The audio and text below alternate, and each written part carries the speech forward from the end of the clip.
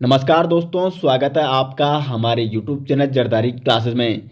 दोस्तों, उत्तराखंड हिस्ट्री का आज ये नवा लेक्चर है और हम यहाँ पे चर्चा कर रहे थे गढ़वाल के परमार वंश के बारे में। पिछली वीडियो में हमने आपको प्रद्युम्न शाह तक कंप्लीट करा दिया था और आज हम यहाँ पे टिहरी रियासत के सभी राजाओं के बारे में जानने का प्रयास करेंगे। अब देखो, पिछली वीडियो को जरा याद करो, मैंने आपको वहाँ पे बताया था किस प्रकार से गढ़वाल में प्राकृतिक त्रासदियाँ आई थी। प्राकृतिक आपदाओं के कारण गढ़वाल का राज्य कमजोर हो गया था। 1795 में पहले तो यहाँ पे अकाल पड़ता है भयंकर वाला। उसके बाद 1803 में यहाँ पे भूकंप आता है और 1804 में गोरखा इसका फायदा उठाकर 1804 में गढ़वाल पर आक्रमण करते हैं, जिसमें प्रद्युम्न शाह वीर गति को प्राप्त हो जाता है। खुड़बुड़ा नामक मैदान देहरादून में ये युद्ध होता है गढ़वाल सेना और गोरखाओं के बीच। तो 1804 में यहाँ पे प्रद्युम्न शाह वीर गति को प्राप्त हो जाता है। उसके बाद 1804 में किसका आधिपत्य हो जाता है गढ़वाल में? गोरखाओं का। तो 1804 से लेकर 1815 तक यहाँ पे किसका शासन रहता है? गोरखाओं का शासन रहता है, यानी गोरखाओं का आधिपत्य रहता है गढ़वाल में। तो इसके बारे में हम आगे चर्चा करेंगे कि किस प्रकार से 1804 से लेकर 1815 तक गोरखाओं ने यहाँ पे शासन किया। क्योंकि अभी हमारी जो क्रम से हम सीरीज चला रहे हैं, तो पंवार वंश पहले कंप्लीट कर देते हैं। टिहरी रियासत के जो भी पंवार वंश के राजा थे उनके बारे में भी जान लेते हैं। तो 1804 से लेकर 1815 तक ये हम आगे आपको बताएंगे। आज हम टिहरी रियासत के प्रमुख राजाओं के बारे में चर्चा करेंगे, जो भी इसमें प्रमुख राजा हुए हैं। और साथ ही साथ आपको बता दें दोस्तों, जो हिस्ट्री की यहाँ पे सीरीज चल रही है, इसके डिटेल्स वाले नोट्स आपको हमारी हिस्ट्री की ईबुक में मिल जाएंगे। लिंक आपको मिल जाएगा वीडियो के डिस्क्रिप्शन में, या आप सर्च कर सकते हैं जरधारीclasses.in। वहाँ पे आपको उस ईबुक में आपको उत्तराखंड के प्रागैतिहासिक काल से लेकर उत्तराखंड पृथक राज्य आंदोलन तक, यानी कंप्लीट डिटेल्स नोट्स आपको उस ईबुक में प्रोवाइड किए गए हैं। साथ ही साथ प्रत्येक चैप्टर के प्रत्येक टॉपिक के MCQ भी प्रोवाइड किए गए हैं, ताकि आप अच्छे से अपनी प्रैक्टिस भी कर सकते हैं। तो यदि आपको ई बुक चाहिए दोस्तों, तो लिंक आपको वीडियो के डिस्क्रिप्शन में मिल जाएगा। टिहरी रियासत का दोस्तों जो प्रथम राजा था वो था सुदर्शन शाह। अब जैसे आप सभी जानते हैं कि 1804 में जब गोरखा गढ़वाल पर आक्रमण करते हैं, तो इस समय यहाँ का शासक था प्रद्युम्न शाह, जिसकी राजधानी कहाँ थी दोस्तों? श्रीनगर गढ़वाल। प्रद्युम्न शाह इस युद्ध में मारा जाता है गोरखाओं के खिलाफ और 1804 में गोरखाओं का आधिपत्य हो जाता है गढ़वाल में। अब जो प्रद्युम्न शाह का पुत्र था सुदर्शन शाह, वो कुछ समय ऐसे ही जीवन बिताता है। कुछ समय तक वो हरिद्वार के कनखल में रहता है, कुछ समय बरेली में रहता है, और बरेली में उसकी मुलाकात होती है एक अंग्रेज से, कैप्टन हेयर यंग से। कैप्टन हेयर यंग से सुदर्शन शाह की मुलाकात होती है और इस कैप्टन हेयर यंग को सुदर्शन शाह क्या करता है? 3005 रुपये में देहरादून परगने को बेच देता है। और यहाँ से फिर इसकी मुलाकात आगे कई अंग्रेज अधिकारियों से होती है और सुदर्शन शाह फिर अंग्रेजों से क्या करता है? मदद मांगने का प्रयास करता है। उनसे ये प्रयास करता है कि वो गोरखाओं पे आक्रमण करे और गोरखाओं को गढ़वाल से भगा दे। तो इस प्रकार से यहाँ पे फिर सुदर्शन शाह अंग्रेजों की मदद से राजा बनता है। तो सुदर्शन शाह गढ़वाल में पंवार वंश का ये 55वां राजा हुआ और इसका शासनकाल माना जाता है 1815 से लेकर 1859 तक। इतना यहाँ पे सुदर्शन शाह ने शासन किया था। 1815 में टिहरी रियासत की स्थापना होती है और 1859 तक ये राजा बना रहता है। और सुदर्शन शाह टिहरी रियासत का दोस्तों प्रथम शासक था। टिहरी रियासत का प्रथम शासक कौन था? वो था सुदर्शन शाह। अब यहाँ पे जानते हैं कि अंग्रेजों ने गोरखाओं पर किस प्रकार से आक्रमण किया और सुदर्शन शाह के शासनकाल में किस प्रकार से गढ़वाल का विभाजन हो जाता है। क्योंकि जब सुदर्शन शाह राजा बनता है तो गढ़वाल दो भागों में बंट जाता है। एक भाग कहलाता है टिहरी रियासत। टिहरी रियासत जहां का राजा कौन होता है? सुदर्शन शाह। और जो दूसरा भाग था दोस्तों वो कहलाता है ब्रिटिश गढ़वाल, जहां कौन शासन करते हैं? अंग्रेज शासन करते हैं। तो दो भागों में बंट जाता है गढ़वाल। किसके समय? सुदर्शन शाह के समय। अब देखो, जब अंग्रेजों ने गोरखाओं के खिलाफ आक्रमण शुरू किया 1815 में, तो इसके बारे में मैं आपको आगे डिटेल्स में बताऊंगा। जब मैं आपको गोरखा शासन और अंग्रेज शासन के बारे में बताऊंगा, तो वहां पे आपको समझाया जाएगा कि किस प्रकार से नाला पानी का युद्ध होता है, फिर किस प्रकार से अंग्रेज कुमाऊं पर अधिकार करते हैं, वहां से भी गोरखाओं को हटाते हैं, और किस प्रकार से संगोली की संधि होती है। 1815 में संगोली या सुगोली की संधि होती है और 1816 में सुगोली या संगोली की संधि की क्या होती है? पुष्टि होती है। तो इसके बारे में आपको आगे डिटेल्स में बताया जाएगा कि ये सुगोली की संधि आखिरकार थी क्या। तो अभी आपको सिर्फ इतना समझना है कि 1815 में अंग्रेजों ने गोरखाओं को पराजित कर दिया है। अब यहाँ पे अंग्रेजों का अधिकार हो गया है कुमाऊं और गढ़वाल में। अब देखो, सुदर्शन शाह ने बोला था अंग्रेजों को कि तुम क्या करो, गोरखाओं पर आक्रमण करो और फिर आप मुझे गढ़वाल दे देना। लेकिन अब यहाँ पे क्या होता है कि सुदर्शन शाह से अंग्रेज ये कहते हैं कि हमें हमारे जो युद्ध में खर्चा हुआ है, हमें 5 लाख रुपए चाहिए, हमारा जो युद्ध में व्यय हुआ है। क्योंकि देखो, कुमाऊं पर तो खैर अंग्रेजों का ही अधिकार होगा, लेकिन जो संपूर्ण गढ़वाल था वो सुदर्शन शाह को चाहिए था। सुदर्शन शाह ये चाह रहा था कि मैं फिर से श्रीनगर गढ़वाल में राजधानी बनाऊंगा, जो कि पहले से परमार वंश या पंवार वंशों की राजधानी रह चुकी थी। लेकिन अंग्रेज क्या मांगते हैं, 5 लाख रुपए सुदर्शन शाह से मांगते हैं, जो उनका युद्ध में खर्चा आया है। अब सुदर्शन शाह 5 लाख रुपए नहीं दे पाता है, तो इसलिए अंग्रेज क्या करते हैं, गढ़वाल के आधे भाग मतलब गढ़वाल का विभाजन कर देते हैं। तो 1815 में दोस्तों गढ़वाल का विभाजन होता है और गढ़वाल 2 भागों में बंट जाता है, टिहरी रियासत में और ब्रिटिश गढ़वाल में। अब देखो, सुदर्शन शाह को कौन कौन सा क्षेत्र दिया गया, तो सुदर्शन शाह को गढ़वाल का पश्चिमी भाग, लेकिन इस पश्चिमी भाग में देहरादून और रवाई को छोड़ा गया। देहरादून का तो खैर अलग ही इतिहास है। देहरादून को कभी कुमाऊं कमिश्नरी में मिलाया गया, कभी इसको मेरठ में मिलाया गया।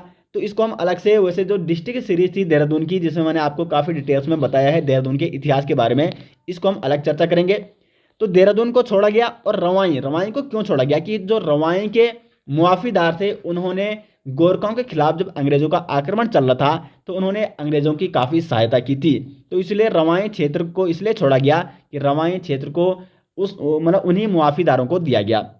उन्हीं जो भी वहाँ के क्या थे, मुआफीदार, या आप कह सकते हैं कि जो रवाई परगना थे, जो परगना अधिकारी थे, उनको वो क्षेत्र दिया गया कि आप इस पर शासन करिए। तो इसको भी टिहरी रियासत में शामिल नहीं किया गया रवाई क्षेत्र को। रवाई अभी वर्तमान में कहाँ है, उत्तरकाशी में है। यहाँ पे रवाई कांड भी होता है, इसको हम आगे भी जानेंगे, काफ़ी इंपॉर्टेंट ये घटना है। तो रवाई गया और देहरादून को छोड़ा गया। बाकी पश्चिमी भाग, गढ़वाल का पश्चिमी भाग दिया गया सुदर्शन शाह को, और जो अन्य भाग था गढ़वाल का, उस पर किसने शासन किया, ब्रिटिशों ने शासन किया। और जिस भाग पे ब्रिटिशों ने शासन किया गढ़वाल के भाग में, उसे ब्रिटिश गढ़वाल के नाम से जाना गया। जबकि जिस भाग पर सुदर्शन शाह ने शासन किया उसे टिहरी रियासत के नाम से जाना गया, क्योंकि इसने अपनी राजधानी कहाँ बनाई, टिहरी में बनाई, पुरानी टिहरी, ठीक है। क्योंकि जो अब आप आज की जो टिहरी देखते हैं वो नई टिहरी है, वो बाद में बसाई गई जब डैम का निर्माण हुआ। क्योंकि जो पुरानी टिहरी है वो डैम के अंदर समा चुकी है, वहाँ पे डूब चुकी है। अब देखो, राजधानी टिहरी किस प्रकार से स्थानांतरित हुई, कब हुई, तो टिहरी राजधानी की जो स्थापना हुई दोस्तों 30 दिसंबर 1815 में हुई। कई जगह 28 दिसंबर भी बताया गया है, लेकिन सही क्या है यहाँ पे 30 दिसंबर 1815। तो टिहरी राजधानी की स्थापना या टिहरी रियासत की स्थापना अगर इस प्रकार से क्वेश्चन बनता है तो 30 दिसंबर 1815 को किसने की, सुदर्शन शाह ने यहाँ पे राजधानी स्थापित की। जहाँ पे पुरानी टिहरी था, जहाँ पे सुदर्शन शाह ने अपने राजधानी स्थापित की, वहाँ पे 2 नदियों का संगम होता था, भिलंगना और भागीरथी का। भिलंगना और भागीरथी का संगम कहाँ पे होता है, गणेश प्रयाग में, पुरानी टिहरी में। वहाँ पे सुदर्शन शाह ने अपनी राजधानी स्थापित की। जबकि जो पुरानी राजधानी थी गढ़वाल के परमार वंशों की श्रीनगर, वहाँ पे श्रीनगर जो गढ़वाल था वो ब्रिटिशों ने अपना मुख्यालय बनाया, ठीक है। तो जो परमार वंश की पुरानी राजधानी थी वो ब्रिटिश गढ़वाल का मुख्यालय बना, जबकि टिहरी क्या बन गई, टिहरी रियासत की राजधानी बन गई। उसके बाद 6 फरवरी 1820 को ब्रिटिश पर्यटक मूर क्राफ्ट आता है टिहरी। एग्जाम में पूछा जा सकता है कि ब्रिटिश पर्यटक मूर क्राफ्ट किसके शासनकाल में उसने टिहरी की यात्रा की, तो सुदर्शन शाह के शासनकाल में 6 फरवरी 1820 को। और वो अपनी यात्रा के वृतांत में विवरण देता है कि यहाँ पे राजा ने छोटे छोटे भवनों का निर्माण किया था, और साथ ही साथ इसने सुदर्शन शाह को कलाविदों का शिरोमणि भी कहा है। यहाँ पे मैं लिख रहा हूँ, कलाविदों का शिरोमणि। ये किसने कहा है सुदर्शन शाह को, तो ये कहा है ब्रिटिश पर्यटक मूर क्राफ्ट ने। क्योंकि देखो, सुदर्शन शाह स्वयं एक कवि था और इसके राज दरबार में बहुत सारे कवि वास करते थे, बहुत सारे कवियों को इसका संरक्षण प्राप्त था। तो इसने कलाविदों का शिरोमणि कहा किसको, सुदर्शन शाह को। ये इंपॉर्टेंट फैक्ट है दोस्तों, किसने कहा, ब्रिटिश पर्यटक मूर क्राफ्ट ने। उसके बाद 4 मार्च 1820 को सुदर्शन शाह और ब्रिटिश सरकार के बीच एक संधि होती है। अब इस संधि में क्या कहा जाता है, इस संधि में यह कहा जाता है कि जो टिहरी गढ़वाल क्षेत्र है, इस टिहरी गढ़वाल क्षेत्र में हमेशा क्या रहेगा, सुदर्शन शाह के जो भी वंशज होंगे वो अधिकार करेंगे। और बदले में यदि ब्रिटिश जो गढ़वाल है, मतलब कुल मिला के ब्रिटिश सरकार है, वो यदि किसी विपत्ति में आती है, उसको किसी विपत्ति का सामना करना पड़ता है, तो टिहरी गढ़वाल के जो शासक होंगे, जो नरेश होगा, वो ब्रिटिश सरकार की सहायता करेगा। इसलिए दोस्तों जब 1857 की क्रांति होती है पूरे देश में, ब्रिटिशों के खिलाफ ये क्रांति होती है, लेकिन ये गढ़वाल में इस क्रांति का प्रभाव ना के बराबर होता है, क्योंकि जो टिहरी का नरेश था, इसने स्वयं यहाँ पे ब्रिटिशों की सहायता की थी 1857 की क्रांति में। क्यों की थी? क्योंकि 1820 में संधि हो चुकी थी सुदर्शन शाह और ब्रिटिश सरकार के बीच में। तो अगर एग्जाम में पूछा जाता है कि सुदर्शन शाह और ब्रिटिश सरकार की मध्य संधि कब हुई थी, 4 मार्च 1820 को। उसके बाद दोस्तों क्या होता है, यहाँ पे जो रवाई क्षेत्र था, मैंने आपको ऊपर बताया था ना कि रवाई क्षेत्र को टिहरी रियासत में सम्मिलित नहीं किया गया था, रवाई को छोड़कर, ठीक है, और देहरादून को छोड़कर। तो रवाई क्षेत्र को या रवाई परगना जो था, जो कि अभी वर्तमान में उत्तरकाशी में है, इसको टिहरी रियासत में सम्मिलित नहीं किया गया था। जो उस समय रवाई के मुआफीदार थे, उन्होंने क्या किया दोस्तों, इसका फायदा उठाया और उन्होंने वहां की जनता को प्रताड़ित करना शुरू कर दिया। अब इस कारण से वहां पे जनता बड़ी ही वो हो गई और जनता ने वहां पे विद्रोह करना शुरू कर दिया। अब इसीलिए 1824 में क्या किया गया, रवाई को टिहरी में शामिल कर दिया गया। ब्रिटिश सरकार ने देखा कि रवाई की जनता वहां पे विद्रोह करने लग गई और वो मुआफीदार उसको संभाल नहीं पा रहे हैं, तो इसलिए 1824 में रवाई को टिहरी रियासत में भी शामिल किया गया। तो रवाई परगना को कब किया गया टिहरी रियासत में शामिल? 1824 में। और सुदर्शन शाह ने टिहरी में एक भवन का निर्माण किया जिसको पुराना दरबार के नाम से जाना जाता है। एक त्रिखंडीय भवन था और पुराना दरबार इसको कहा जाता है। तो टिहरी रियासत में पुराना दरबार का निर्माण किसने कराया? सुदर्शन शाह ने कराया। और 1857 की स्वतंत्रता संग्राम में गढ़वाल का या टिहरी गढ़वाल या टिहरी रियासत का राजा कौन था? तो वो था सुदर्शन शाह। और सुदर्शन शाह ने 1857 की स्वतंत्रता संग्राम में अंग्रेजों का भरपूर साथ भी दिया था, क्योंकि 1820 में ये संधि हो चुकी थी किनके बीच? सुदर्शन शाह और ब्रिटिशर्स के बीच। अब दोस्तों यहाँ पे सुदर्शन शाह के साहित्य प्रेम के बारे में जानते हैं। तो सुदर्शन शाह क्या था? स्वयं एक कवि था और सूरत कवि के नाम से ये कविताएं लिखता था। सूरत कवि कौन था? ये था सुदर्शन शाह। सुदर्शन शाह ने सभासार नामक ग्रंथ की रचना की है और इस सभासार ग्रंथ में दोस्तों कितने खंड हैं? टोटल 7 खंड हैं। और ये सभासार ग्रंथ एक प्रमुख स्रोत है जिससे हमें जानकारी मिलती है गढ़वाल के परमार वंश से संबंधित जो जानकारियां मिलती है, सभासार ग्रंथ से बहुत सारी जानकारियां मिलती है। तो सभासार ग्रंथ की रचना किसने की? वो की थी सूरत कवि, या आप कह सकते हैं जिसको सुदर्शन शाह, मतलब जो सूरत कवि था वही सुदर्शन शाह था, क्योंकि ये सूरत कवि के नाम से कविताएं या रचनाएं लिखता था। सुदर्शन शाह का राज कवि था हरिदत्त शर्मा। कौन था? हरिदत्त शर्मा। और देखो कुमुचानंद भी एक अन्य कवि हुए इसके दरबार में जिसको सुदर्शन शाह का आश्रय प्राप्त था। कुमुचानंद ने एक काव्य की रचना की, सुदर्शनोदया। तो सुदर्शनोदया काव्य की रचना किसने की दोस्तों? वो की थी कुमुचानंद ने। अगर हम सुदर्शन शाह के व्यक्तिगत जीवन की बात करें तो 1826 में सुदर्शन शाह का विवाह होता है कांगड़ा की कटोच वंशिया महाराज संसार चंद की 2 राजकुमारियों से। और ये विवाह कहाँ होता है? हरिद्वार में होता है। और 6 जून 1859 में सुदर्शन शाह का क्या हो जाता है दोस्तों? निधन हो जाता है। अगर हम सुदर्शन शाह के रचनाओं की बात करें तो एक तो इसने सभासार नामक ग्रंथ की रचना की, एक इसने गोरखवाणी, ये इंपॉर्टेंट है, गोरखवाणी की रचना किसने की? तो वो की थी दोस्तों सुदर्शन शाह ने। और जो हरिदत्त शर्मा है इसका राजकवि, इसने सभाभूषण हो गया, विष्णु स्मृति हो गया और रामायण दीपिका इसकी रचना भी किसने की है? तो वो की है दोस्तों हरिदत्त शर्मा ने। और देखो टिहरी रियासत का जो प्रथम भू बंदोबस्त हुआ था, कब हुआ था? 1823 में। ये इंपॉर्टेंट है, 1823 में टिहरी रियासत का प्रथम या पहला भू बंदोबस्त हुआ था। और ये किसके शासनकाल में हुआ था? तो ये भी हुआ था सुदर्शन शाह के शासनकाल में। सुदर्शन शाह के शासनकाल की एक अन्य प्रमुख घटना है अठूर विद्रोह। 1851 में होता है अठूर विद्रोह। ये अठूर विद्रोह तिहाड़कर के विरोध में हुआ था। अब ये तिहाड़कर क्या होता है? तो कृषि उपज का तीसरा भाग कर के रूप में देना। तो ये कर था दोस्तों तिहाड़कर और इसके विरोध में होता है अठूर विद्रोह 1851 में। किसके शासनकाल में? सुदर्शन शाह के शासनकाल में। इस अठूर विद्रोह का इस अठोर विद्रोह को टिहरी का प्रथम जन आंदोलन में माना जाता है। और इस अठोर विद्रोह का नेतृत्व कौन करता है, तो वो करता है बद्री सिंह असवाल। अठोर विद्रोह के नाम से इसको जाना जाता है। तो ये प्रमुख घटनाएं थी सुदर्शन शाह के शासनकाल की, जो मैंने आपको यहाँ पे काफ़ी डिटेल्स में बता दी है। फिर जो अठोर विद्रोह है ये भवानी शाह के शासनकाल में भी पनपने लगता है, इसको अभी आगे हम जानेंगे। तो अब हम जानते हैं यहाँ पे भवानी शाह के बारे में। भवानी शाह का जो शासनकाल माना जाता है 1859 से लेकर 1871 तक। और भवानी शाह पंवार वंश का कौन सा शासक था, 56वां राजा। लेकिन अगर हम टिहरी रियासत की बात करें तो टिहरी रियासत का ये दूसरा राजा था। अब देखो, जो इसका पिता था सुदर्शन शाह, उसने तो इसको अपना उत्तराधिकारी घोषित कर लिया था भवानी शाह को।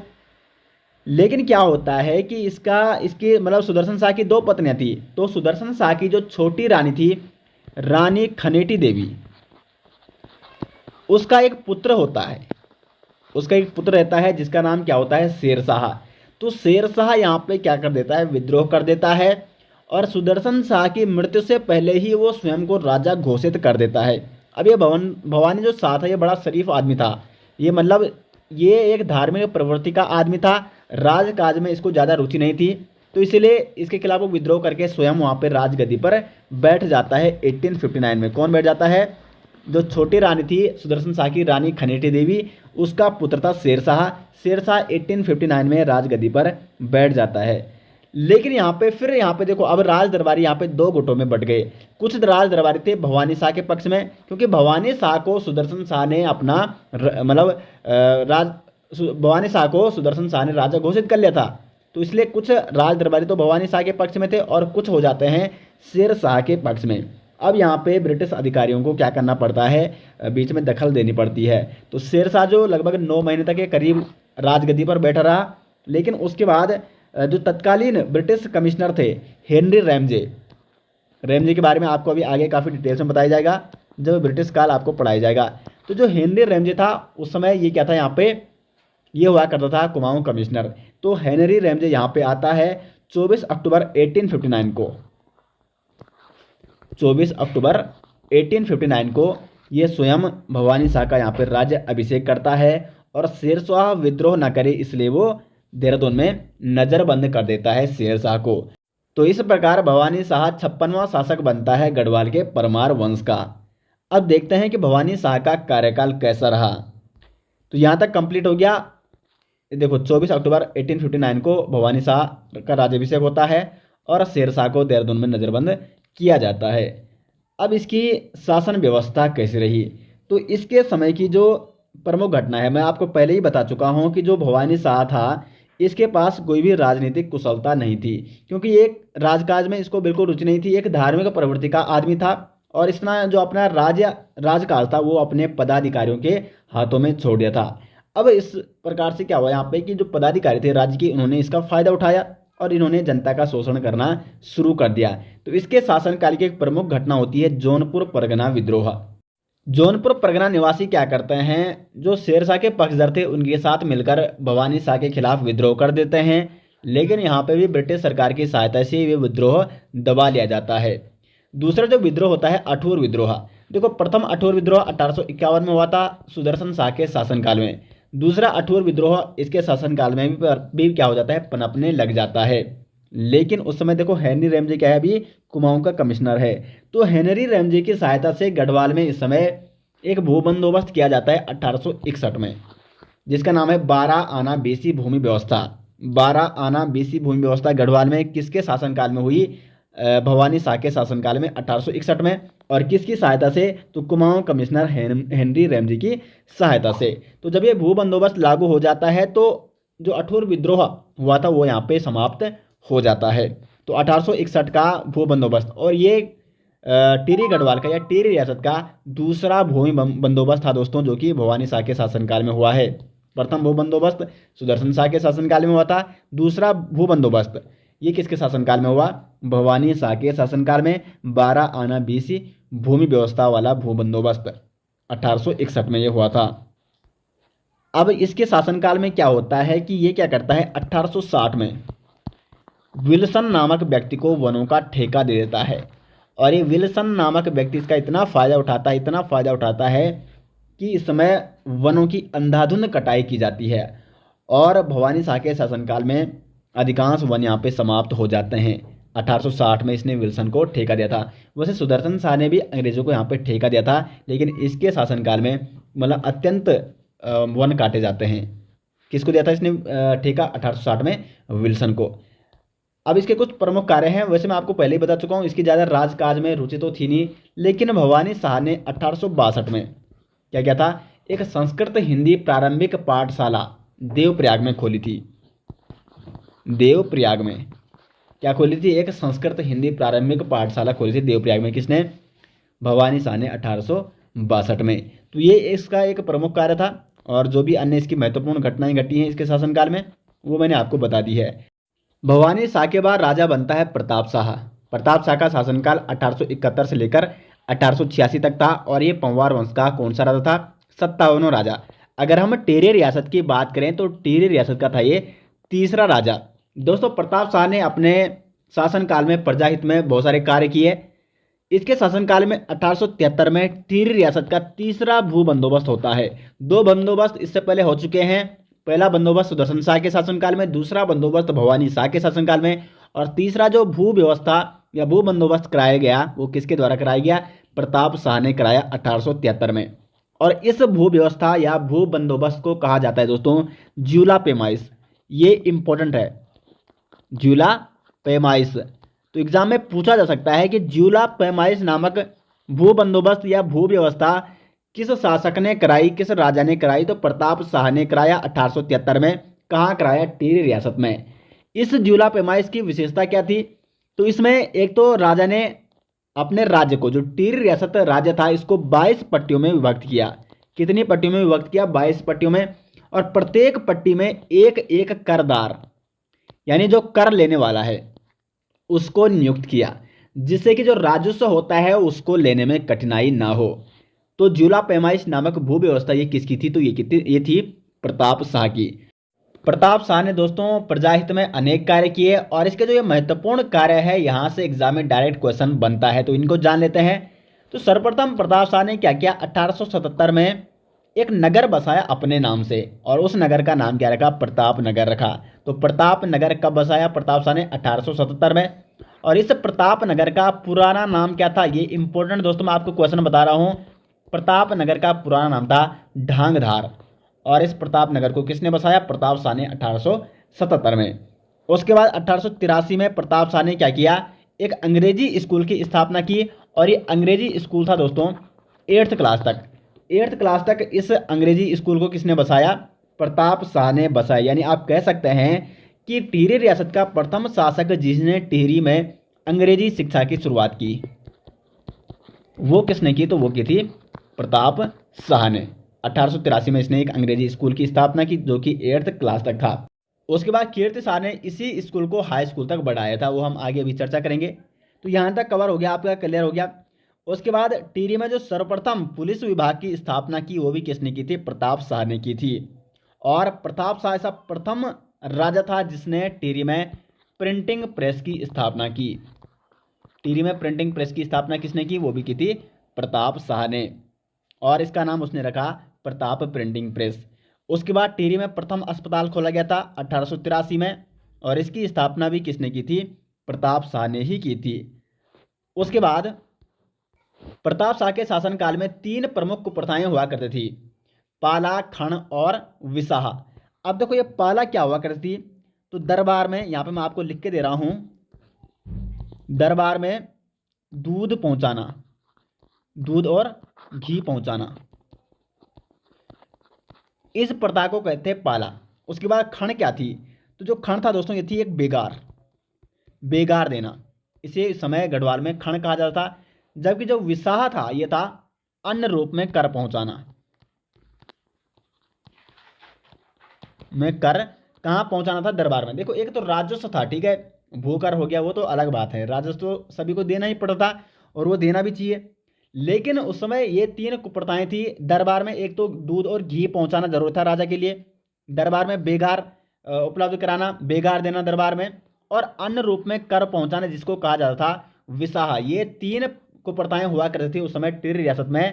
तो 1885 में महारानी गुलेरिया की सलाह पर प्रताप शाह ने क्या किया, इन तीनों जो ये प्रचलित कुप्रथाएं थी टिहरी रियासत में, इनको समाप्त करने का कार्य किया। तो पाला, खण और विसाह नामक जो कुप्रथाएं थी टिहरी रियासत में राज दरबार में, इसको समाप्त करने का श्रेय जाता है प्रताप शाह को। और किसकी सलाह पर 1885 में इसने ये 3 कुप्रथाएं समाप्त की थी, महारानी गुलेरिया की सलाह पर। साथ ही साथ प्रताप शाह ने दोस्तों टिहरी और मसूरी, साथ साथ टिहरी और श्रीनगर तक 2 राजमार्गों का निर्माण भी कराया था प्रताप शाह ने। और मसूरी श्रीनगर मार्ग में 4 विश्राम गृह भी इसने बनाए थे। उसके बाद प्रताप शाह ने टिहरी में एक न्यायालय का निर्माण भी कराया, जिसका नाम उसने क्या रखा, चीफ कोर्ट रखा। और दोस्तों प्रताप शाह ऐसा शासक था जो लगभग प्रत्येक 2 और 3 माह में अपने पूरे राज्य में घूम के आता था। समय समय पर ये राज्य का भ्रमण करता था कि मेरे राज्य में क्या हो रहा है, राज्य में प्रजा सुखी है या नहीं सुखी है। तो बहुत ही अच्छा शासक माना जाता है प्रताप शाह को इसीलिए, और इसीलिए इसने महत्वपूर्ण प्रजा हित में कई कार्य भी किए और लगातार ये भ्रमण भी करता रहता था अपने राज्य का समय समय पर। उसके बाद दोस्तों अगर हम प्रताप शाह के व्यक्तिगत जीवन की बात की जाए प्रताप शाह की, तो प्रताप शाह की 2 रानियां थी। एक रानी का नाम था रानी कटोची देवी और दूसरी का नाम था रानी गुलेरिया कुंदन देवी। तो जो रानी कटोची थी इसका तो 2 वर्ष की मतलब 2 वर्ष पश्चात ही, विवाह के 2 वर्ष पश्चात ही इनका क्या हो जाता है, निधन हो जाता है। जबकि जो गुलेरिया रानी थी, गुलेरिया रानी से प्रताप शाह को 3 पुत्र होते हैं, युवराज कीर्ति शाह, कुंवर विचित्र शाह और कुंवर सुरेंद्र शाह। ये 3 पुत्र होते हैं गुलेरिया रानी से। प्रताप शाह के शासनकाल में एक कवि हुए देवराज,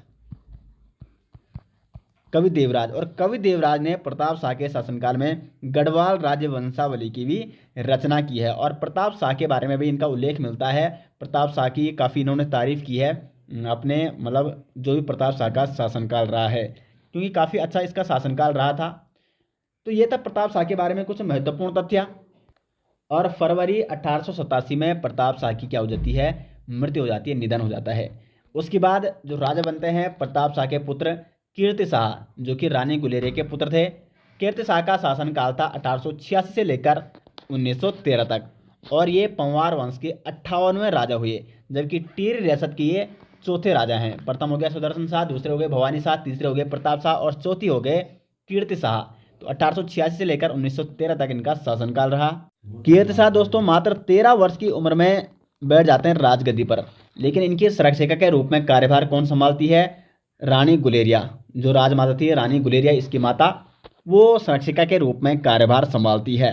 और 1892 तक, कब तक, 1892 तक जब ये कार्यभार संभाल रही थी, तो इनकी कुशलता और इनके राज का जब ये चला रही थी, तो उसकी कुशलता को देखकर तत्कालीन जो यूपी के संयुक्त प्रांत, यूपी के क्या थे उस समय, गवर्नर थे सर अल्फ्रेड, वो स्वयं टिहरी रियासत में आए थे और उन्होंने रानी गुलेरिया की प्रशंसा भी की थी।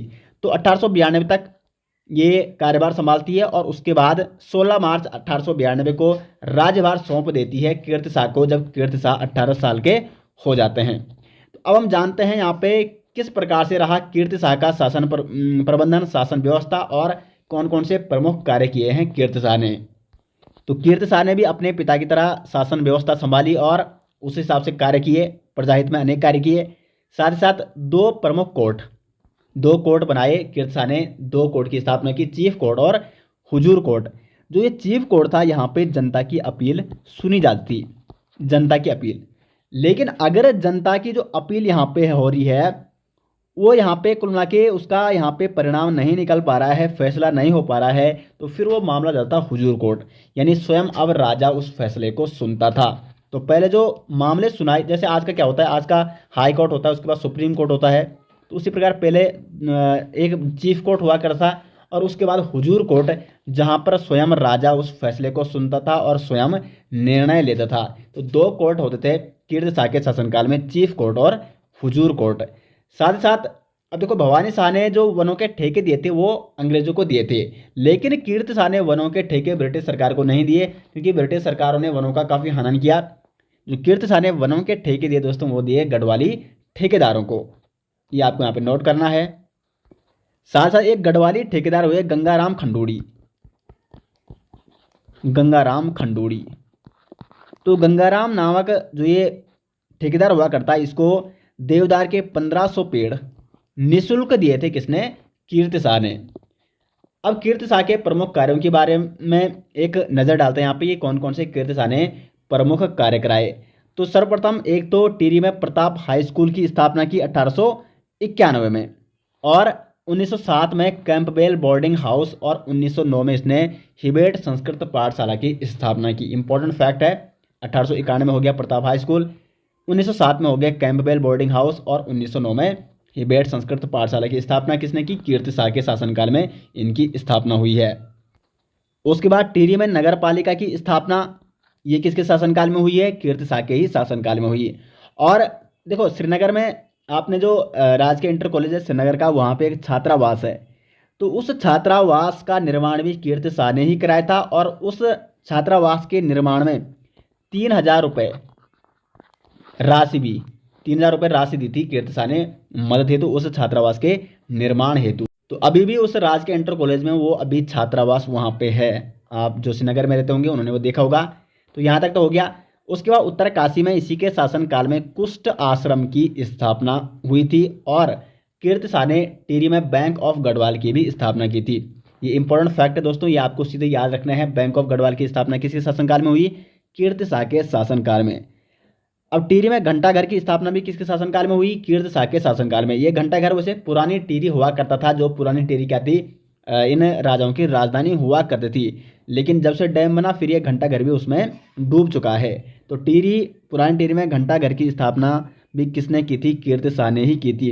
और कब की थी ये आपको यहाँ पे जानना होगा, 1898 में, ठीक है, 1898 में जब महारानी विक्टोरिया का जन्मदिन था, तो उस दिन के अवसर पर, महारानी विक्टोरिया के जन्म दिवस के अवसर पर 1898 में टिहरी में घंटाघर की स्थापना की गई थी। उसके बाद टिहरी में 1897 में नया राजभवन का निर्माण भी किसने कराया? कीर्ति शाह ने कराया था। और कीर्तिनगर शहर की स्थापना, कीर्तिनगर शहर जो है उसकी स्थापना भी किसने की थी? कीर्ति शाह ने की थी।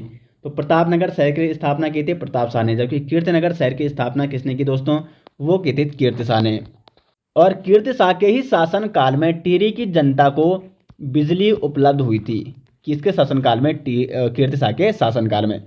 उसके बाद कीर्ति शाह के कुछ प्रमुख धार्मिक कार्यों को देख लेते हैं, क्योंकि ये धार्मिक प्रवृत्ति का आदमी था और धार्मिक कार्यों को प्रोत्साहित किया था कीर्ति शाह ने।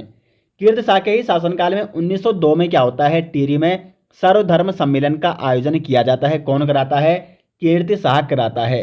और 1902 में ही क्या होता है? स्वामी राम तीर्थ का टिहरी में आगमन होता है। स्वामी राम तीर्थ, इनका जन्म हुआ था 22 अक्टूबर 1873 को। कहाँ हुआ था? पंजाब के गुजरावाला में। और इनकी जो मृत्यु हुई थी 17 अक्टूबर 1906 को। ये कहाँ हुई थी? ये टिहरी में हुई थी। इन्होंने गंगा में समाधि ली थी। अब देखो क्या होता है कि 1902 में जब स्वामी राम तीर्थ का आगमन होता है टिहरी में, उस समय यहाँ के राजा कौन थे? कीर्ति शाह थे। तो जो कीर्ति शाह थे वो स्वामी राम तीर्थ को कहाँ भेज देते हैं? जापान भेज देते हैं। जापान में जो सर्वधर्म सम्मेलन होता है उस पर पार्टिसिपेट करने के लिए कीर्ति शाह भेजते हैं स्वामी राम तीर्थ को जापान। उसके बाद स्वामी राम तीर्थ 1906 में दीपावली के दिन क्या करते हैं? गणेश प्रयाग में जल समाधि लेते हैं। तो जो टिहरी बांध है, जो आज टिहरी डैम है, उसका नाम क्या है? स्वामी राम तीर्थ सागर। वो किसके नाम पर पड़ा? वो इन्हीं स्वामी राम तीर्थ के नाम पर पड़ा, स्वामी राम तीर्थ सागर। साथ ही साथ टिहरी के बादशाही थोल में एक कैंपस है जो सेंट्रल यूनिवर्सिटी है गढ़वाल की, उसके 3 कैंपस है। एक तो बिरला कैंपस है, एक पौड़ी में है बीजीआर, और एक टिहरी में है एसआरटी कैंपस। तो इस एसआरटी कैंपस का नाम भी है स्वामी राम तीर्थ के नाम से ही इस एसआरटी कैंपस का नाम रखा गया है, स्वामी राम तीर्थ परिसर इसका नाम। तो स्वामी राम तीर्थ का आगमन कब हुआ था टिहरी? 1902 में। 1906 में इनका ये जल समाधि लेते हैं गणेश प्रयाग में। और किसके शासनकाल में ये टिहरी में आए थे? कीर्ति शाह के शासनकाल में। और कीर्ति शाह ने इनको 1902 में कहाँ भेजा था? सर्वधर्म सम्मेलन में भेजा था, जापान। तो ये जो धार्मिक कार्यों को प्रोत्साहित किया था कीर्ति शाह ने, ये फैक्ट आपको नोट करने हैं। एक अन्य फैक्ट है दोस्तों यहाँ पे, नरेंद्र हिंदुलो। नरेंद्र हिंदुलो, ये जो नरेंद्र हिंदुलो था, ये था यहाँ पे गढ़वाल की परंपराओं पर आधारित एक नियम बनाए गए थे। और हरिकृष्ण रतूड़ी को गढ़वाल की इन परंपराओं पर जो संबंध था, ये नरेंद्र हिंदुलो और गढ़वाल का इतिहास लिखने के लिए प्रोत्साहित भी किसने किया था? कीर्ति शाह ने ही किया था। तो ये कीर्ति शाह के प्रमुख कार्य थे। अब देखो कीर्ति शाह की लोकप्रियता की अगर बात की जाए तो पंवार वंश का सबसे योग्य और जनता का सबसे प्रिय शासक माना जाता है कीर्ति शाह को। कीर्ति शाह को अंग्रेजों ने कई उपाधियां दी हैं। 1892 में क्या हुआ था, आगरा दरबार में जो वायरस थे लॉर्ड लैंसडाउन, उन्होंने भारतीय नरेशों के समक्ष कीर्ति शाह की प्रशंसा की थी और ये कहा था कि यह बड़े ही सौभाग्य की बात है कि यदि भारत के राजकुमार गढ़वाल के राजकुमार कीर्ति शाह को अपना आदर्श बनाने और उनके समान योग्यता प्राप्त करने की प्रेरणा ले तो ये मतलब बहुत बड़ी बात होगी। तो कीर्ति शाह की उन्होंने तारीफ की थी, किसने की थी, लॉर्ड लैंसडाउन ने 1892 में आगरा दरबार में। उसके बाद 1898 में क्या होता है, ब्रिटिश सरकार ने इन्हें कंपोनियन ऑफ इंडिया की उपाधि थी और 1901 में नाइट कमांडर की इनको उपाधि दी गई थी ब्रिटिश सरकार द्वारा। उसके बाद 1903 में ये उपाधियां आपको नोट करनी है क्योंकि इनके बारे में इनकी उपाधियां पूछी जाती है। 1903 में अंग्रेज सरकार ने दिल्ली दरबार में इन्हें सर और सर की उपाधि दी और KCSI यानी कमांडर स्टेट ऑफ इंडिया ये उपाधि भी दी थी 1903 में ब्रिटिश सरकार ने इन्हें। इससे पहले की एक और घटना है, 1900 में जब ये इंग्लैंड गए थे तो यहाँ पे इन्हें 11 तोपों की सलामी दी गई थी, 11 तोपों की सलामी। तो काफ़ी योग्य शासक थे कीर्ति शाह और जनता के भी ये प्रिय शासक थे और अंग्रेजों के भी मतलब अच्छे संबंध थे इनके अंग्रेजों के साथ। और 1906 में ब्रिटिश सरकार ने कीर्ति शाह को राज्य काउंसिल का सदस्य भी नियुक्त किया था। तो ये इंपॉर्टेंट फैक्ट सारे मैंने आपको कीर्ति शाह के बारे में बता दिए हैं। अब अगर इनके व्यक्तिगत जीवन की बात की जाए तो इनकी भी 2 रानियां हुई, एक रानी थी नेपोलियन रानी और दूसरी रानी थी बिष्टियानी। तो दोनों रानियों से एक एक पुत्र प्राप्त होते हैं। कीर्ति शाह को जो नेपोलियन रानी थी उससे जो पुत्र प्राप्त होता है वो नरेंद्र शाह, और जो दूसरी रानी थी रानी बिष्टियानी तो उससे कौन सा पुत्र प्राप्त होता है, कुंवर सुरेंद्र शाह। तो ये 2 पुत्र थे कीर्ति शाह के और 1913 में कीर्ति शाह की क्या हो जाती है, मृत्यु हो जाती है। और उसके बाद शासक कौन बनता है, नरेंद्र शाह। नरेंद्र शाह का शासनकाल है 1913 से लेकर 1946 तक। नरेंद्र शाह मात्र 15 वर्ष की आयु में राज सिंहासन पर बैठ जाते हैं, राज्याभिषेक इनका हो जाता है और इनकी संरक्षिका के रूप में कार्यभार संभालती हैं राजमाता नेपोलियन रानी। नरेंद्र शाह का 1916 में विवाह होता है क्योंठल की राजकुमारी कमलेंदुमती और इंदुमती से, यानी 2 रानियां थी नरेंद्र शाह की भी। अब देखते हैं यहाँ पे नरेंद्र शाह के शासनकाल के कुछ प्रमुख कार्य, कौन कौन से प्रमुख कार्य हुए थे नरेंद्र शाह के शासनकाल में। तो सर्वप्रथम एक तो 1919 में पंचायतों की स्थापना होती है नरेंद्र शाह के शासनकाल में। 1920 में कृषि बैंक की भी स्थापना और छात्रवृत्ति निधि की स्थापना की जाती है नरेंद्र शाह के शासनकाल में।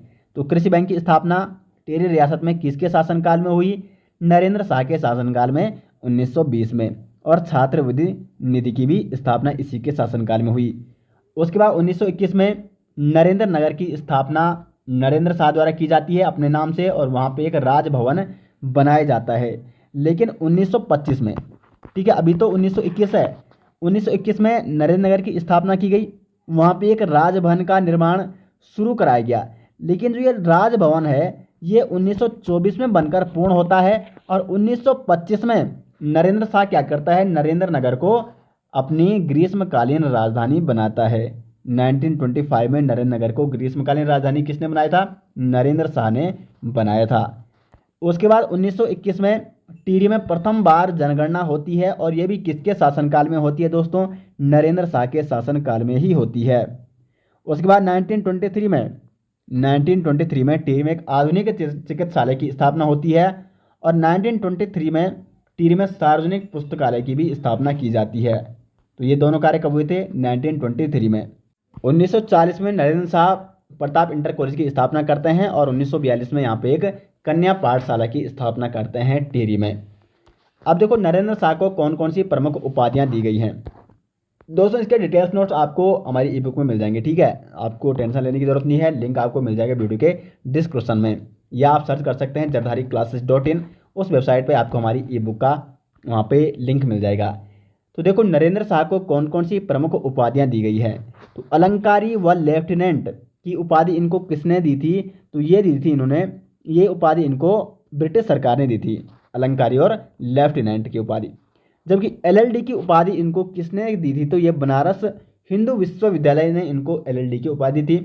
और परमार वंश का शेरशाह सूरी इनको कहा जाता है, क्योंकि इनके शासनकाल में दोस्तों राज्य में सड़कों का प्रसार हुआ था काफ़ी। तो परमार वंश का शेरशाह सूरी किसको कहा जाता है? इंपॉर्टेंट क्वेश्चन है दोस्तों। नरेंद्र शाह को कहा जाता है परमार वंश का शेरशाह सूरी। अब नरेंद्र शाह के शासनकाल की कुछ प्रमुख घटनाओं के बारे में जान लेते हैं। यहाँ से क्वेश्चन डायरेक्ट बनते हैं। तो एक तो प्रमुख घटना हुई थी रवाई कांड, जिसको तिलाड़ी कांड के नाम से भी जाना जाता है। ये रवाई कहाँ है? आपका रवाई जो परगना है ये आपका उत्तरकाशी में। और ये रवाई कांड कब हुआ था दोस्तों? 30 मई 1930 को। हुआ एक था कि जब 1927-28 में वन व्यवस्था लागू की गई थी 13 रियासत में, नई वन व्यवस्था, तो उसके विरोध में 30 मई 1930 को यमुना नदी के किनारे, यमुना नदी, ये नदी आपको नोट करनी है। रवाई कांड किस नदी के किनारे हुआ था? यमुना नदी के किनारे। तो यमुना नदी के किनारे कुछ आंदोलनकारी इन वन नीतियों के खिलाफ, या जो ये वन नीतियां लागू की गई थी 13 रियासत की ओर से, उनका क्या कर रहे थे? विरोध कर रहे थे। तो इस विद्रोह का दमन करने के लिए नरेंद्र शाह का जो दीवान था वो था चक्रधर जुयाल। चक्रधर जुयाल। तो दीवान चक्रधर जुयाल वहाँ पे जाता है जहाँ पे ये आंदोलन चल रहा था, और उन निहत्थे लोगों को गोलियों से भून देता है। ऐसा भी माना जाता है कि जो नरेंद्र शाह है इनका इसमें कोई हाथ नहीं था इस रवाई कांड में, क्योंकि नरेंद्र शाह उस समय विदेश यात्रा कर रहे थे, यूरोप की यात्रा में थे, और चक्रधर जुयाल ने सीधे इन पर गोलियां चला दी इन निहत्थे लोगों पर। तो इस कांड को दोस्तों गढ़वाल का जलियांवाला बाग हत्याकांड भी माना जाता है 13 रियासत का। जबकि चक्रधर जुयाल को उत्तराखंड का जनरल डायर भी कहा जाता है। जनरल डायर, क्योंकि जो ये हुआ था, जो आपका जलियांवाला बाग हत्याकांड हुआ था, वहाँ पे गोलियां किसने चलवाई थी? जनरल डायर ने। तो उसी प्रकार से ये रवाई कांड यहाँ पर भी निहत्थे लोगों पर गोलियां चलवाई थी चक्रधर जुयाल ने। इसको उत्तराखंड का जनरल डायर भी कहा जाता है। तो रवाई कांड या तिलाड़ी कांड ये किसके शासनकाल में हुआ? नरेंद्र शाह के शासनकाल में। और ये घटना कब घटी थी? 30 मई 1930 को। और नरेंद्र शाह, ऐसा भी माना जाता है कि उस समय ये यहाँ नहीं थे जब वो रवाई कांड जब हुआ था, तो उस समय वो यूरोप की यात्रा में थे। जब वो यूरोप की यात्रा से वापस आए थे तो इन्होंने रवाई कांड की जांच के लिए एक कमेटी भी नियुक्त की थी नरेंद्र शाह ने। उसके बाद जो दूसरी सबसे बड़ी घटना है नरेंद्र शाह के शासनकाल की, तो वो है श्रीदेव सुमन की मृत्यु। श्रीदेव सुमन की मृत्यु होती है 25 जुलाई 1944 को, और इस समय राजा कौन था? नरेंद्र शाह थे। और एक और अन्य घटना है अगस्त समझौता 1946 में। ये भी किसके शासनकाल में हुआ था? नरेंद्र शाह के शासनकाल में। लेकिन ये अगस्त समझौता समझने से पहले आपको प्रजामंडल के बारे में जानना होगा, क्योंकि ये जो अगस्त समझौता हुआ था ये प्रजामंडल और राजा के बीच हुआ था।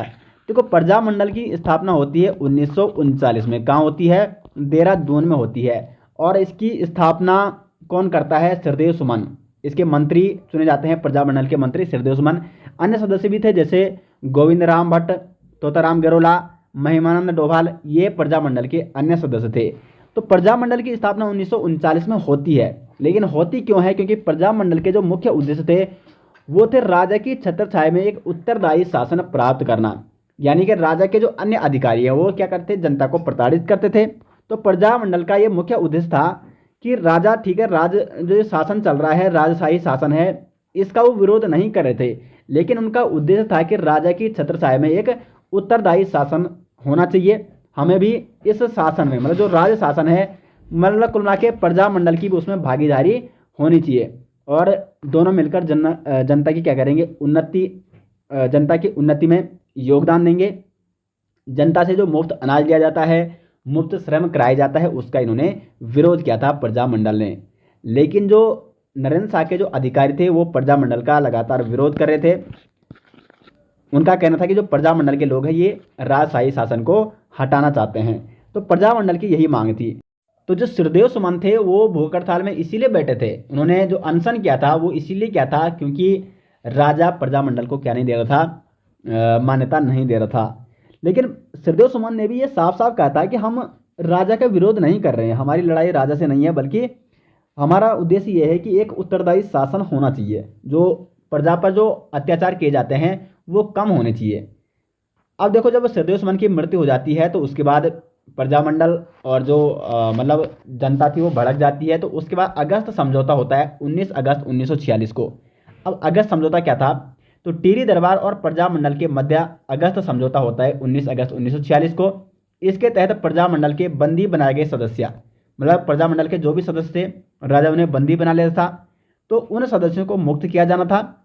और प्रजामंडल के जो भी कार्य थे, अगर प्रजामंडल जो भी कार्य कर रही है अपने, उस पर राजा क्या नहीं करेगा, जो राजा के अधिकारी हैं प्रजामंडल के कार्यों पर कोई भी बाधा नहीं डालेंगे। तो ये था अगस्त समझौता, जो किसके शासनकाल में हुआ, नरेंद्र शाह के शासनकाल में। कब हुआ, 19 अगस्त 1946 को।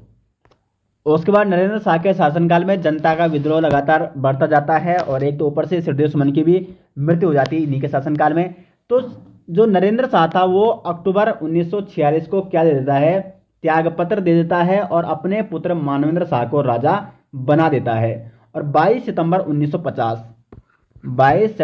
1950 को नरेंद्र शाह की क्या हो जाती है, मृत्यु हो जाती है। अब राजा कौन है, तो वो है मानवेंद्र शाह। मानवेंद्र शाह का जो शासनकाल है वो है दोस्तों 1946 से लेकर 1949 तक। अक्टूबर 1946 में मानवेंद्र शाह राजा बन जाता है। और मानवेंद्र शाह जो कि पंवार वंश का, या आप कह सकते हैं टिहरी रियासत का अंतिम राजा है, क्योंकि इसके बाद टिहरी रियासत का विलय हो जाएगा भारतीय संघ में। उत्तर प्रदेश का एक जिला बन जाएगा टिहरी रियासत।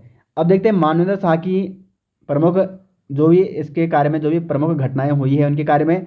तो मानवेंद्र शाह का पिता का नाम क्या था, नरेंद्र शाह था, और इनकी माता का नाम था इंदुमती।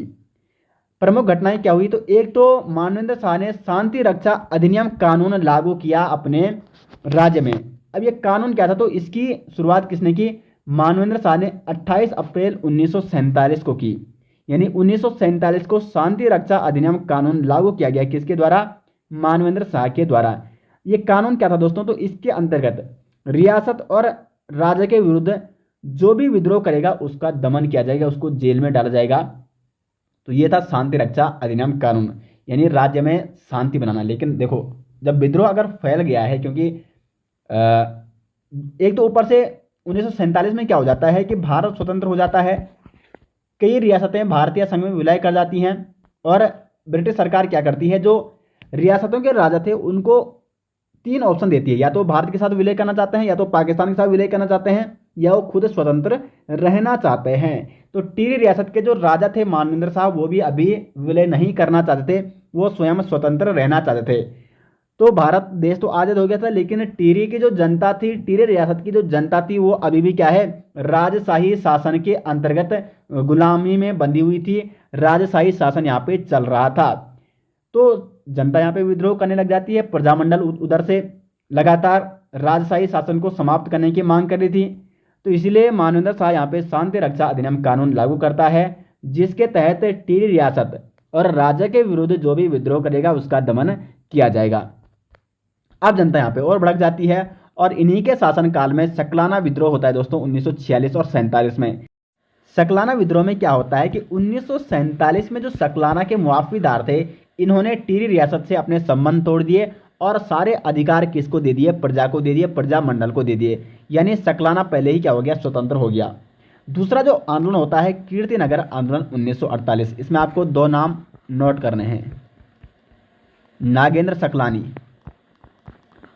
और दूसरे थे भोलूराम। तो नागेंद्र सकलानी के नेतृत्व में होता है कीर्तिनगर आंदोलन, किसके शासनकाल में, मानवेंद्र शाह के शासनकाल में। नागेंद्र सकलानी के नेतृत्व में जनता क्या करती है, कीर्तिनगर अदालत पर अधिकार कर लेती है। 11 जनवरी 1948 को जनता और पुलिस के बीच में झड़प होती है, संघर्ष होता है। इसमें 2 व्यक्ति नागेंद्र सकलानी और भोलूराम क्या हो जाते हैं, शहीद हो जाते हैं। अब यहाँ पे जनता और आक्रोशित हो जाती है, और जनता कहाँ पहुँच जाती है, टिहरी पहुँच जाती है। और मतलब इन 2 शहीदों के शव लेकर टिहरी पहुँच जाती है, और वहीं इनका अंतिम संस्कार कर देती है। तो जनता यहाँ पे आक्रोशित अब, और मतलब जनता का आक्रोश बढ़ने लग गया है। तो फिर 15 फरवरी 1948 को टिहरी में एक अंतरिम सरकार का गठन किया जाता है, और उसके बाद फिर 1 अगस्त 1949 को टिहरी का विलय हो जाता है भारत में। उत्तर प्रदेश के 50वें जिले के रूप में टिहरी का विलय होता है भारतीय संघ में। तो इस हिसाब से यहाँ पे राजशाही जो शासन चल रहा था टिहरी रियासत में, वो समाप्त हो जाता है। मानवेंद्र शाह अंतिम शासक जो कि टिहरी रियासत का था, इसके शासनकाल में। और 5 जनवरी 2007 को मानवेंद्र शाह की मृत्यु हो जाती है। तो इस प्रकार से यहाँ पे क्या हो जाता है, जो राजशाही शासन था वो टिहरी में समाप्त होता है।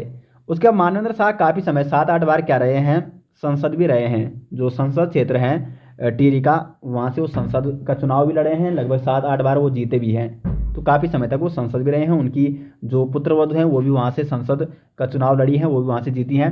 तो खैर वो अलग बात है।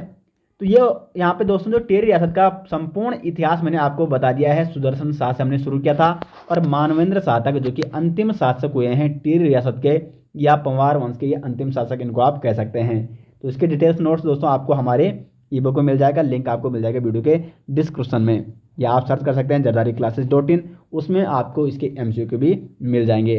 तो काफ़ी आपको प्रैक्टिस करनी है MCQ की ज़रूर। और अगर आपको ये वीडियो अच्छी लगी तो वीडियो के बारे में कमेंट बॉक्स में राय जरूर दें और वीडियो को लाइक और शेयर जरूर करें। मिलते हैं दोस्तों नेक्स्ट, तब तक के लिए धन्यवाद।